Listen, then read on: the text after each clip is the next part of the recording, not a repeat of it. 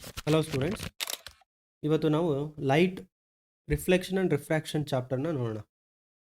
Kannada medium ಸ್ಟೂಡೆಂಟ್ಸ್ನವರು ಈ ಚಾಪ್ಟರ್ನ ಈ ವಿಡಿಯೋನ ಕರೆಕ್ಟಾಗಿ ಅಬ್ಸರ್ವ್ ಮಾಡ್ತಾ ಹೋಗಿ.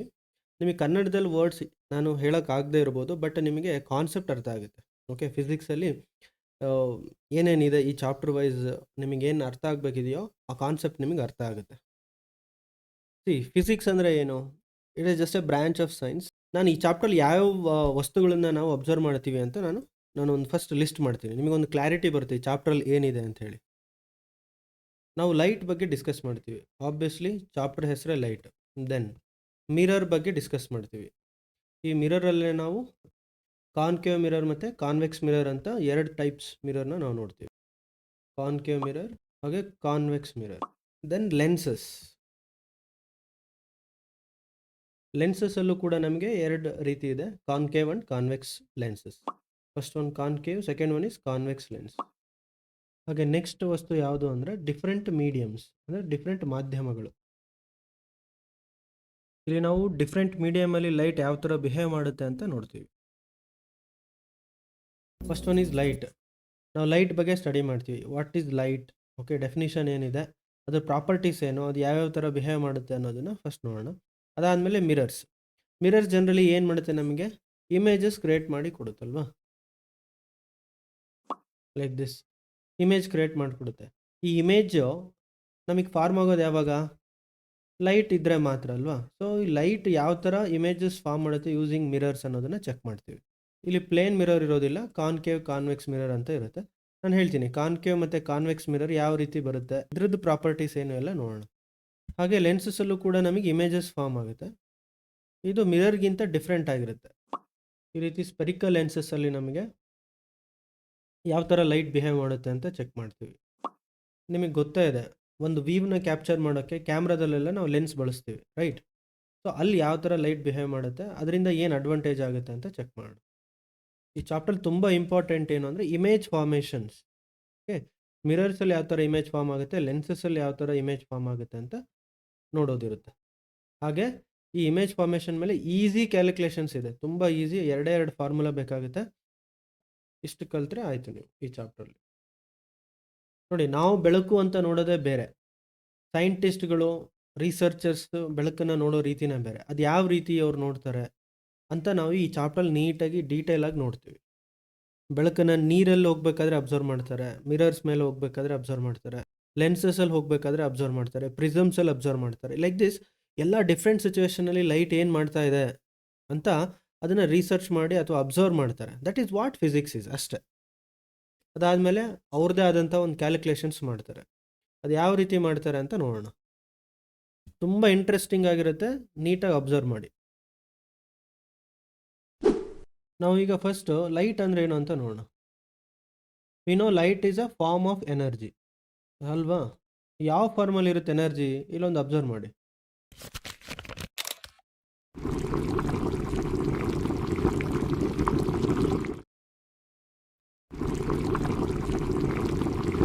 ನೋಡಿ, ಇದರಲ್ಲಿ ಅಬ್ಸರ್ವ್ ಮಾಡಿದ್ದೇನು, light energy can be used as heat energy ಅಲ್ವಾ. And also using solar panels we can convert light energy into electrical energy also. Then next, light is enabling us to have vision alva. So this is the light is a natural agent which makes things visible alva. Light idre matra namige vastugalu gocharisute. Understood? This is all about light. ಈಗ ನಾವು light ಯಾವ ಥರ behave ಮಾಡುತ್ತೆ, what is it's properties ಅಂತ ನೋಡೋಣ. ನಿಮಗೆ class 10ನಲ್ಲಿ ಬೇಕಾಗಿರೋವಂಥ ಇಂಪಾರ್ಟೆಂಟ್ 4 ಪ್ರಾಪರ್ಟೀಸ್ ಆಫ್ ಲೈಟ್ ಹೇಳ್ತೀನಿ. First reflection, then refraction, then dispersion, last one scattering. ಈಗ ಫಸ್ಟು ರಿಫ್ಲೆಕ್ಷನ್ ಆಫ್ ಲೈಟ್ ಅಂದರೆ ಏನು ಅಂತ ನೋಡೋಣ. ಮೊದಲು ಡೆಫಿನೇಷನ್ ನೋಡೋಣ. ರಿಫ್ಲೆಕ್ಷನ್ ಆಫ್ ಲೈಟ್ ಅಂದರೆ bouncing back of light. Very simple. ಯಾವಾಗ ಬೌನ್ಸ್ ಆಗುತ್ತೆ light? When it falls on smooth surface. Okay, bouncing back of light from polished surface. Very important keyword ಯಾವುದು? Bouncing back of light. ಇದು ನಿಮಗೆ ಗೊತ್ತಿರಬೇಕು. ಹಾಗೆ ಈ ಡಯಾಗ್ರಾಮಲ್ಲಿ ನೋಡಿ, ನಿಮಗೆ ಇಲ್ಲೊಂದು ಮಿರರ್ ಇದೆ. ಈ ಮಿರರ್ ಮೇಲೆ ಒಂದು ಇನ್ಸಿಡೆಂಟ್ ರೇ ಬರ್ತಾ ಇದೆ. ಅದು ಮಿರರ್ ಸರ್ಫೇಸಿಗೆ ಹಿಟ್ ಆಯಿತು ಈ ಪಾಯಿಂಟಲ್ಲಿ. ಹಾಗೇನಾಗುತ್ತೆ, ಅದು bounces back. This is an incident ray. When it approaches the surface, polished surface, it bounces back and it reflects back. This is reflected ray. This property of bouncing back is nothing but reflection. Understood? ಗೊತ್ತಾಯ್ತಲ್ವಾ? This is first property. Next ನಾವು second property ನೋಡೋಣ. ಈಗ ನಾವು refraction of light ಅಂದ್ರೆ ಏನು ಅಂತ ನೋಡೋಣ. What is refraction? Refraction is the bending of light. Bending of light. Bending of light ಯಾವಾಗ ಆಗುತ್ತೆ? When it passes from one medium to another medium. Here the keyword is bending of light. Refraction is bending of light, reflection is bouncing back of light. ಅರ್ಥ ಆಯ್ತಾ? So ಯಾವಾಗ light bend ಆಗುತ್ತೆ? ಒಂದು ಮೀಡಿಯಮಿಂದ ಇನ್ನೊಂದು ಮೀಡಿಯಮ್ಗೆ ಹೋದಾಗ ಅದು ಬೆಂಡ್ ಆಗುತ್ತೆ. ಏನು ಮೀಡಿಯಮ್ ಅಂದ್ರೆ ಏನು? ನಾನು ಈಗ ಒಂದಿಷ್ಟು ಲಿಸ್ಟ್ ಹೇಳ್ತೀನಿ. Air, water, oil, glass, like this different ಮೀಡಿಯಮ್ಸಲ್ಲಿ ಅದು ಟ್ರಾವೆಲ್ ಆಗಬೇಕಾದ್ರೆ ಲೈಟ್ ಬೆಂಡ್ ಆಗುತ್ತೆ ಅಂತ ಹೇಳ್ತಾರೆ. ಆ ಪ್ರಾಪರ್ಟಿನ ನಾವು ರಿಫ್ರಾಕ್ಷನ್ ಅಂತ ಕರಿತೀವಿ. ನೋಡಿ, ಇದರಲ್ಲಿ ಅಬ್ಸರ್ವ್ ಮಾಡಿ, ಈ ಪಾರ್ಟಲ್ಲಿ ಏನಾಗಿದೆ? ಸ್ಪೂನ್ ಬೆಂಡ್ ಆಗಿದೆ ಅನ್ನೋ ಥರ ಕಾಣ್ತಾ ಇದೆ ಅಲ್ವಾ? ಆದರೆ ಸ್ಪೂನ್ ಬೆಂಡ್ ಆಗಿದೆಯಾ? ಇಲ್ಲ. ಇದೆಲ್ಲ ಗೇಮ್ ಆಫ್ ಲೈಟ್. ಅರ್ಥ ಆಗ್ತಿದೆಯಾ? This is game of light. ನಮಗೆ ಲೈಟ್ ತೋರಿಸ್ತಾ ಇರೋದು ಈ ಥರ, ಓಕೆ, ಬೆಂಡ್ ಆಗಿದೆ ಅನ್ನೋ ರೀತಿ. ಇದು ಯಾಕಾಗುತ್ತೆ, ಯಾವ ರೀತಿ ಆಗುತ್ತೆ ಅಂತ ನಾವು ಇನ್ ಡೀಟೇಲ್ ಆಗಿ ನೋಡ್ತೀವಿ ಈಗ ಫರ್ದರ್ ಕ್ಲಾಸಸ್ಸಲ್ಲಿ. ಓಕೆ, ಈ ರೀತಿ ಬೇರೆ ಕೇಸಸ್ಸು ಇದೆ. ನೋಡಿ, ಈ ಫಿಗರಲ್ಲಿ ಅಬ್ಸರ್ವ್ ಮಾಡಿ, ಇಲ್ಲೂ ಕೂಡ ನಿಮಗೆ ಪೆನ್ಸಿಲ್ಸ್ ಬೆಂಡ್ ಆಗಿರೋ ರೀತಿ ಕಾಣ್ತಾ ಇದೆ. This is because of bending of light. ಇದು ನಮಗೆ ಸೆಕೆಂಡ್ ಪ್ರಾಪರ್ಟಿ, ರಿಫ್ರಾಕ್ಷನ್. ಈಗ ಥರ್ಡ್ ಪ್ರಾಪರ್ಟಿ ನೋಡೋಣ, ಯಾವ ಥರ ಬಿಹೇವ್ ಮಾಡುತ್ತೆ ಲೈಟ್ ಅಂತ. ಈಗ ಡಿಸ್ಪರ್ಷನ್ ಆಫ್ ಲೈಟ್ ಅಂದರೆ ಏನು ಅಂತ ನೋಡೋಣ. What is dispersion of light? Splitting of light is dispersion. Split ಅಂದರೆ ಏನು ಗೊತ್ತಿದೆ ನಮಗೆ, ಸಪ್ರೇಟ್ ಆಗೋದು. ಏನು ಸಪ್ರೇಟ್ ಆಗುತ್ತೆ ಲೈಟಲ್ಲಿ? The light is splitted into its constant colours. ಅದರಲ್ಲಿ 7 ಕಲರ್ಸ್ ಇದೆ ಅಂತ ಹೇಳ್ತೀವಲ್ವಾ? 7 ಕಲರ್ಸ್ ಆಗಿ ಸ್ಪ್ಲಿಟ್ ಆಗೋದನ್ನೇ ನಾವು ಡಿಸ್ಪರ್ಷನ್ ಆಫ್ ಲೈಟ್ ಅಂತ ಕರೆಯೋದು. ಸೊ ಡೆಫಿನೇಷನ್ ಏನು? Splitting of light into it's constituent colours. ಈ ಥರ ನಮಗೆ ಕಲರ್ ಸ್ಪ್ಲಿಟ್ಟಿಂಗು ಎಲ್ಲ ಟೈಮಲ್ಲೂ ಆಗುತ್ತಾ? ಇಲ್ಲ. This splitting of light into its constant colours happens when passed through A transparent medium. ಇಲ್ಲಿ ಟ್ರಾನ್ಸ್ಪರೆಂಟ್ ಮೀಡಿಯಮ್ ಅಂದರೆ ಯಾವುದು? ಇದು ಏನಿದು? ಪ್ರಿಸಮ್. ಓಕೆ, ಇದನ್ನು ಗ್ಲಾಸ್ ಪ್ರಿಸಮ್ ಅಂತ ಕರಿತೀವಿ. ಸೊ ನಾವು ಯಾವಾಗ ಗ್ಲಾಸ್ ಪ್ರಿಸಮಲ್ಲಿ ಒಂದು ವೈಟ್ ಲೈಟ್ನ ಪಾಸ್ ಮಾಡಿದ್ರೆ ಅದು ರೀತಿ 7 ಕಲರ್ಸ್ ಆಗಿ ಸ್ಪ್ಲಿಟ್ ಆಗುತ್ತೆ.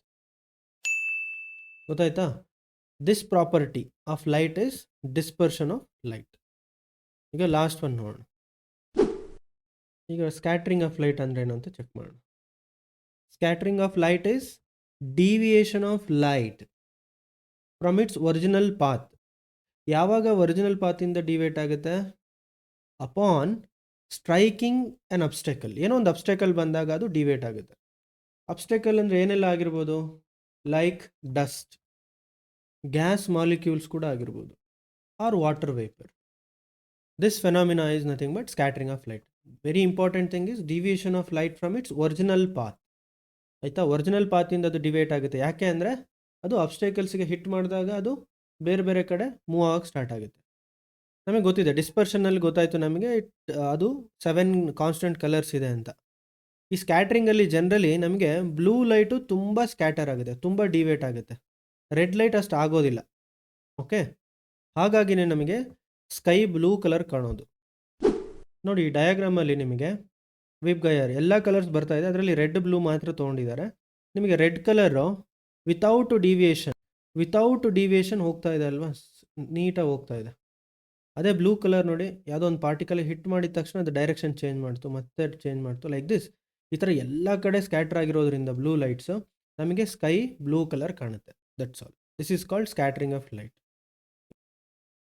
ಅರ್ಥ ಆಯ್ತಾ? ನಿಮಗೆ ಈ ಲಾಸ್ಟ್ 2 ಪ್ರಾಪರ್ಟೀಸ್ ಈ ಚಾಪ್ಟ್ರಲ್ಲಿ ಬರಲ್ಲ, ನೆಕ್ಸ್ಟ್ ಚಾಪ್ಟ್ರಲ್ಲಿ ಬೇಕಾಗುತ್ತೆ.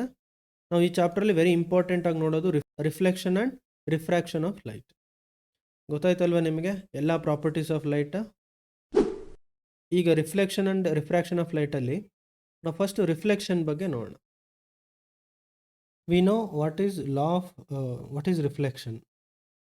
ನಮಗೆ ರಿಫ್ಲೆಕ್ಷನ್ ಏನು ಅಂತ ಗೊತ್ತಾಗಿದೆ, ಏನು ಬೌನ್ಸಿಂಗ್ ಬ್ಯಾಕ್ ಆಫ್ ಲೈಟ್ ಅಂತ. ಈ ರಿಫ್ಲೆಕ್ಷನಲ್ಲಿ ನಮಗೆ 2 ಲಾಸ್ ಆಫ್ ರಿಫ್ಲೆಕ್ಷನ್ ಇದೆ. ಸೊ ಫಸ್ಟ್ ಲಾ ಏನು ಅಂತ ನೋಡೋಣ. ನೋಡಿ, ಈ ಡಯಾಗ್ರಾಮಲ್ಲಿ ನೀವು ಅಬ್ಸರ್ವ್ ಮಾಡಬೇಕಾಗಿರೋದೇನು, ಸೊ ಇಲ್ಲಿ ತೊಗೊಂಡಿರೋದೇನು, ಇಟ್ ಈಸ್ ಅ ಮಿರರ್ ಅಥವಾ ಪಾಲಿಶ್ಡ್ ಸರ್ಫೇಸ್.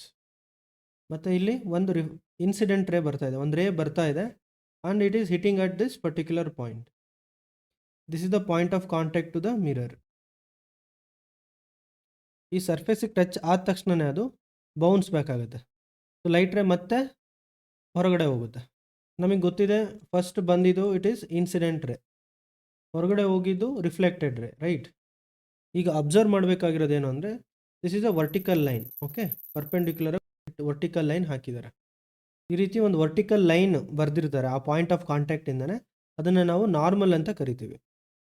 ಈ ಇನ್ಸಿಡೆಂಟ್ ರೇಯ ಆ್ಯಂಗಲ್ನ ಮೆಷರ್ ಮಾಡ್ತೀವಿ, ಅಂದರೆ ಇನ್ಸಿಡೆಂಟ್ ಆ್ಯಂಗಲ್ನ ಮೆಷರ್ ಮಾಡ್ತೀವಿ. ಆ್ಯಂಗಲ್ ಆಫ್ ಮೆಷರ್ಮೆಂಟ್ ಎಲ್ಲಿಂದ ಆಗುತ್ತೆ ಅಂದರೆ ವಿತ್ ನಾರ್ಮಲ್. ಓಕೆ, ಎಷ್ಟು ಡಿಗ್ರಿ ಅಂತ ಇಲ್ಲಿ ಚೆಕ್ ಮಾಡ್ತಾರೆ, ಇದನ್ನು ಎಕ್ಸ್ ಡಿಗ್ರಿ ಅಂತ ಕರೆಯೋಣ. ಅದೇ ರೀತಿ ಆ್ಯಂಗಲ್ ಆಫ್ ರಿಫ್ಲೆಕ್ಷನ್ನು ಮೆಷರ್ ಮಾಡ್ತೀವಿ, ಅದು ಕೂಡ ವಿತ್ ನಾರ್ಮಲ್ ಜೊತೆನೇ ಮೆಷರ್ ಮಾಡ್ತೀವಿ. ಇದು ಎಷ್ಟಿರುತ್ತೆ ಅಂದರೆ it is always the angle of incidence ಎಷ್ಟಿರುತ್ತೋ ಅಷ್ಟೇ ಇರುತ್ತೆ. ಇಲ್ಲೂ ಕೂಡ ಎಕ್ಸ್ ಡಿಗ್ರಿ ಇರುತ್ತೆ. ಇದು 10 ಡಿಗ್ರಿ ಇದ್ದರೆ ಇದು ಕೂಡ 10 ಡಿಗ್ರಿ ಇದ್ದೇ ಇರುತ್ತೆ. 100 ಡಿಗ್ರಿ ಇದೆಯಾ, ಇದು ಕೂಡ 100 ಡಿಗ್ರಿ ಇರುತ್ತೆ. Like this the angle of incidence is equal to angle of reflection ಯಾವಾಗಲೂ ಇರುತ್ತೆ. ಹಾಗಾದರೆ second law is angle of incidence is equal to angle of reflection. Students, actually it is second law of reflection. ನಿಮಗೆ second law of reflection first ಹೇಳೋದ್ರಿಂದ ನಿಮಗೆ first law ಕೂಡ ಈಸಿಯಾಗಿ ಅರ್ಥ ಆಗುತ್ತೆ. ಈಗ ಫಸ್ಟ್ ಲಾ ಹೇಳ್ತೀನಿ ನೆಕ್ಸ್ಟ್. ಈಗ one more law of reflection ನೋಡೋಣ. So no first law, this diagram is required. ಇಲ್ಲಿ ನೋಡಿ, ಈ ಫಸ್ಟ್ ಕೇಸಲ್ಲಿ ಏನು angle of incidence angle of reflection ಇತ್ತಲ್ವ, ಇದಿಷ್ಟನ್ನು ಈಗ ಹಾರಿಜಾಂಟಲಿ ಮಾಡಿದ್ದಾರೆ. ಅಂದರೆ A4 ಶೀಟ್ ಇದೆ ಅಲ್ವಾ, ಇದ್ರ ಮೇಲೆ ಎಕ್ಸ್ಪೆರಿಮೆಂಟ್ ಮಾಡ್ತಾ ಇದ್ದಾರೆ. ಈ ಇನ್ಸಿಡೆಂಟ್ ರೇ ಮತ್ತು ರಿಫ್ಲೆಕ್ಟೆಡ್ ರೇ ಮತ್ತು ನಾರ್ಮಲ್ ಮೂರೂ ಕೂಡ ಈ ಪೇಪರ್ ಮೇಲೆ ಇದೆ. ಓಕೆ, ಯಾಕೆ ಅಂತ ಈಗ ಹೇಳ್ತೀನಿ. ಈ ಡಯಾಗ್ರಾಮಲ್ಲಿ ಏನು ಕಾಣಿಸ್ತಾ ಇದೆ, ಒಂದು ಇನ್ಸಿಡೆಂಟ್ ರೇ ಹೋಗ್ತಾ ಇದೆ ಅಲ್ವಾ, ಅದು ಮಿರರಿಗೆ ಬಡಿಯೋದಕ್ಕಿಂತ ಮುಂಚೆ ಅದು ಪೇಪರ್ನ ಸವರ್ಕೊಂಡು ಹೋಗ್ತಾ ಇದೆ. ರಿಫ್ಲೆಕ್ಟ್ ಆದಮೇಲೆ ಕೂಡ ಅದು ಪೇಪರ್ನ ಸವರ್ಕೊಂಡೇ ಹೊರಗಡೆ ಹೋಗ್ತಾ ಇದೆ. ಇದು ನೀವು ಕರೆಕ್ಟಾಗಿ ಅಬ್ಸರ್ವ್ ಮಾಡಬೇಕು. ಅದೇ ರೀತಿ ನಾರ್ಮಲ್ಲು ಕೂಡ ಪೇಪರ್ ಮೇಲೆ ಇಟ್ಟಿದ್ದಾರೆ. ಹಾಗಾಗಿ ದ ಫಸ್ಟ್ ಲಾ ಏನು ಹೇಳುತ್ತೆ ಅಂದರೆ ಇನ್ಸಿಡೆಂಟ್ ರೇ, ರಿಫ್ಲೆಕ್ಟೆಡ್ ರೇ ಮತ್ತು ನಾರ್ಮಲ್ಲು ಇವು ಮೂರೂ ಕೂಡ ಒಂದೇ ಪ್ಲೇನಲ್ಲಿ ಇರುತ್ತೆ ಅಂತ ಹೇಳ್ತಾರೆ. They all lie on same plane. That is the first law of reflection. Incident ray, reflected ray and normal to the surface of mirror all lie in the same plane. All lie in the same plane. This is first law. ಬೇರೆ condition ಏನು, ಈಗ light ray ಹೋಗ್ತಾ ಸವರ್ಕೊಂಡು ಹೋಗಿದೆ ಪೇಪರ್ನ, but after reflection ಇದು ಬೇರೆ ಡೈರೆಕ್ಷನಲ್ಲೋ ಯಾವುದೋ ಬೇರೆ ಡೈರೆಕ್ಷನಲ್ಲಿ ಹೋಗೋಕ್ಕೆ ಸಾಧ್ಯನೇ ಇಲ್ಲ. ಅದು ಪೇಪರ್ನ ಸವರ್ಕೊಂಡೇ ಸೇಮ್ ಆ್ಯಂಗಲಲ್ಲಿ ಹೊರಗಡೆ ಹೋಗುತ್ತೆ ಅಂತ ಹೇಳ್ತಾರೆ. This is most important. ಗೊತ್ತಾಯ್ತಲ್ವಾ? ಈ ಕೇಸಸ್ ನಡೆಯೋದಿಲ್ಲ. This is the first law. This is first law of reflection. Second law, we know that angle of incidence is equal to angle of reflection. ಈಗ reflection ಇನ್ spherical mirrors ನೋಡೋಣ. Spherical ಮಿರರ್ಸಲ್ಲಿ reflection ನೋಡ್ತೀವಿ, only spherical mirrors. ಆದರೆ ನಮಗೆ mirror ಅಂದರೆ ಗೊತ್ತಲ್ವಾ, ಏನು mirror ಅಂದರೆ generally ಮನೇಲಿ ನಾವು ಯೂಸ್ ಮಾಡ್ತೀವಲ್ವಾ ಮಿರರ್. ಮಿರರ್ನ ಏನಕ್ಕೆ ಯೂಸ್ ಮಾಡ್ತೀವಿ? Just to see our image. This image happens, ಅಥವಾ ಈ ಮಿರರಲ್ಲಿ ನಮಗೆ ಇಮೇಜ್ ಕಾಣೋಕ್ಕೆ ಕಾರಣ ಏನೋ ಗೊತ್ತಾ? Reflection of light. ಓಕೆ, ಆದರೆ ಮಿರರಲ್ಲಿ ಏನಿರುತ್ತೆ ಆ ಥರ ರಿಫ್ಲೆಕ್ಷನ್ ಆಗೋಕ್ಕೆ ಲೈಟು? ಪಾಲಿಶ್ಡ್ ಸರ್ಫೇಸ್ ಇದ್ದರೆ ಎಲ್ಲ ಬೌನ್ಸ್ ಬ್ಯಾಕ್ ಆಗಿ ಹೋಗುತ್ತೆ ಹೊರಗಡೆ ಅಲ್ವಾ. ಬಟ್ ನಮಗೆ ಇದು ಮಿರರಲ್ಲಿ ಇಮೇಜ್ ಕಾಣೋಕ್ಕೆ ಕಾರಣ ಏನು ಅಂತಂದರೆ ಅದನ್ನು ಯಾವ ರೀತಿ ಡಿಸೈನ್ ಮಾಡಿರ್ತಾರೆ ಅಂತ ನೋಡೋಣ. Consider this is the glass piece. This is the glass piece of this thickness. ಇಷ್ಟು ಥಿಕ್ನೆಸ್ ಇದೆ. ಈ ಗ್ಲಾಸ್ ಪೀಸ್ನ ಥಿಕ್ನೆಸ್ ಸೈಡ್ ತೊಗೋತೀನಿ ಈಗ ನಮಗೆ ಗೊತ್ತಿದೆ ಈ ಗ್ಲಾಸ್ನ ಎರಡೂ ಸರ್ಫೇಸು ಪಾಲಿಶ್ಡ್ ಸರ್ಫೇಸ್ ಇದೆ, ಇಲ್ಲೂ ಪಾಲಿಶ್ಡ್ ಸರ್ಫೇಸ್ ಇದೆ, ಇಲ್ಲೂ ಪಾಲಿಶ್ಡ್ ಸರ್ಫೇಸ್ ಇದೆ, ರೈಟ್. ಈಗ ನಾವು ಒಂದು ಸರ್ಫೇಸ್ನ ಸಿಲ್ವರ್ ಮಾಡೋಣ, ಲೈಕ್ ದಿಸ್. ಒಂದು ಸಿಲ್ವರ್ ಪೇಂಟ್ ಅಥವಾ ಇದು ಸಿಲ್ವರಿಂಗ್ ಪ್ರೋಸೆಸ್ ಅಂತ ಇದೆ, ಅದನ್ನು ಕಂಪ್ಲೀಟಾಗಿ ಬೆಳೆದ್ಬಿಟ್ರೆ ದೆನ್ ವಾಟ್ ಹ್ಯಾಪನ್ಸ್, ನಮಗೆ ಒಂದು ಕಡೆ ಪಾಲಿಶ್ಡ್ ಸರ್ಫೇಸ್ ಇದೆ, ಇನ್ನೊಂದು ಕಡೆ ಸಿಲ್ವರ್ಡ್ ಸರ್ಫೇಸ್ ಇದೆ. ಈ ರೀತಿ ಆದಾಗ ಗ್ಲಾಸ್ ಬಿಕಮ್ಸ್ ಮಿರರ್. ಅರ್ಥ ಆಗ್ತಿದೆಯಾ? ಇದು ಟ್ರಾನ್ಸ್ಪರೆಂಟ್ ಗ್ಲಾಸ್, ಅದಕ್ಕೆ ಒಂದು ಕಡೆ ಸಿಲ್ವರಿಂಗ್ ಮಾಡಿದಾಗ ಅದು ಮಿರರ್ ಆಗುತ್ತೆ. ಆಗ ನಮಗೆ ಯಾವುದೇ ಲೈಟ್ ಬಂದಿದ್ದು ರಿಫ್ಲೆಕ್ಟ್ಸ್ ಬ್ಯಾಕ್, ಇಲ್ಲಾದರೆ light which is coming passes through the glass. ಇದು ನಿಮಗೆ ಗೊತ್ತಿರಬೇಕು, very fundamental it is mirror ಯಾವ ರೀತಿ ಆಗುತ್ತೆ ಅಂತ. ನಿಮಗೆ ಒಂದೆರಡು ಡಯಾಗ್ರಾಮ್ ತೋರಿಸ್ತೀನಿ, ಅವಾಗ ಇನ್ನೂ ನೀಟಾಗಿ ಗೊತ್ತಾಗುತ್ತೆ. ಈ ಡಯಾಗ್ರಾಮಲ್ಲಿ ನೋಡಿ, ಈ ಕೇಸಲ್ಲಿ ಗ್ಲಾಸ್ ಇಟ್ಟಿರೋದಿಲ್ಲ, ಹಾಗಾಗಿ ಲೈಟ್ ಏನು ಮಾಡ್ತಾ ಇದೆ, ಚೈಲ್ಡ್ ಸರ್ಫೇಸ್ ಮೇಲೆ ಹಿಟ್ ಮಾಡಿ ನಮ್ಮ ಕಣ್ಣಿಗೆ ಬರ್ತಾ ಇದೆ, ಹಾಗಾಗಿ ನಮಗೆ ಇಮೇಜ್ ಆಫ್ ಗರ್ಲ್ ಕಾಣಿಸ್ತಾ ಇದೆ. ಆದರೆ ಈ ಕೇಸಲ್ಲಿ ಏನಾಗುತ್ತೆ, ಇದು ಸಿಲ್ವರ್ಡ್ ಇದೆ. Okay, one surface of the glass is silvered. ಹಾಗಾಗಿ ಇಲ್ಲಿ ಏನು ಲೈಟ್ ರೇ ಟ್ರಾವೆಲ್ ಆಗ್ತಾ ಇರೋದು ಈ ಗ್ಲಾಸ್ಗೆ ಹಿಟ್ ಮಾಡಿಬಿಟ್ಟು ವಾಪಸ್ ಬರ್ತದೆ. ಹಾಗಾಗಿ ನಮಗೆ ಇಲ್ಲಿ ಇಮೇಜ್ ಆಫ್ ಏನು ಪ್ಲ್ಯಾಂಟ್ ಅಥವಾ ಎದುರುಗಡೆ ಯಾವುದಿರುತ್ತೋ ಅದೇ ಇಮೇಜ್ ಬರುತ್ತೆ, ಯಾಕೆಂದರೆ ಅದೇ ಲೈಟ್ ಹಿಟ್ಟಾಗಿ ನಮಗೆ ವಾಪಸ್ ಬರ್ತಾ ಇರುತ್ತೆ. ಹಾಗಾಗಿ ಇದು ಇಮೇಜ್ ಫಾರ್ಮ್ ಮಾಡುತ್ತೆ. ಗೊತ್ತಾಯ್ತಲ್ವಾ? ಯಾವಾಗ ಗ್ಲಾಸ್ ನಮಗೆ ಮಿರರಾಗಿ ಕನ್ವರ್ಟ್ ಆಗುತ್ತೆ, ಅದು ಯಾವ ರೀತಿ ವರ್ಕ್ ಮಾಡುತ್ತೆ ಅಂತ. ಈಗ ನಾವು ಡಿಸ್ಕಸ್ ಮಾಡಿದ್ದು ಪ್ಲೇನ್ ಮಿರರ್ ಬಗ್ಗೆ, ಆದರೆ ನಮಗೆ ಚಾಪ್ಟ್ರಲ್ಲಿರೋದು ಸ್ಪೆರಿಕಲ್ ಮಿರರ್ ಬಗ್ಗೆ. ಸೊ ಸ್ಪೆರಿಕಲ್ ಮಿರರ್ ಅಂದರೆ ಏನು ಅಂತ ನೋಡೋಣ.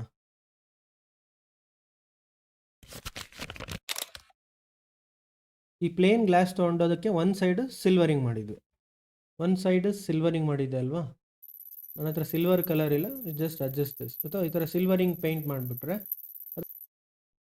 ಅದೇ ರೀತಿ ಈಗ ಸ್ಪೆರಿಕಲ್ ಮಿರರ್ ಮಾಡೋಕ್ಕೆ ನಾವೇನು ಮಾಡಬೇಕು, ಒಂದು ಹಾಲೋ ಸ್ಪೆರಿಕಲ್ ಗ್ಲಾಸ್ನ ತೊಗೋಬೇಕು. ನಾವಿಲ್ಲಿ ತೊಗೊಂಡಿದ್ದು ಪ್ಲೇನ್ ಗ್ಲಾಸ್, ರೈಟ್. ಆದರೆ ಇಲ್ಲಿ ತೊಗೋಬೇಕಾಗಿರೋದು ಹಾಲೋ ಸ್ಪೆರಿಕಲ್ ಗ್ಲಾಸ್. ಅದರಲ್ಲಿ ಒಂದು ಪಾರ್ಟ್ ಕಟ್ ಮಾಡಿಬಿಟ್ಟು, ಆ್ಯಕ್ಚುಲಿ ಇದು ಫುಲ್ ಸ್ಪಿಯರ್ ಇರುತ್ತೆ, ಕಟ್ ಮಾಡಿದ್ದೀವಿ. ಈ ರೀತಿ ಕಟ್ ಮಾಡಿಬಿಟ್ಟು ಒನ್ ಆಫ್ ದ ಸರ್ಫೇಸ್ನ ಸಿಲ್ವರಿಂಗ್ ಮಾಡೋದು, ಒಳಗಡೆ ಸಿಲ್ವರಿಂಗ್ ಮಾಡೋಣ ಈಗ. ಸೊ ಒಳಗಡೆ ಸಿಲ್ವರಿಂಗ್ ಮಾಡಿದಾಗ ನಮಗೆ ಔಟರ್ ಸರ್ಫೇಸ್ ಏನಾಗಿರುತ್ತೆ, ಪಾಲಿಶ್ಡ್ ಸರ್ಫೇಸ್ ಇರುತ್ತೆ.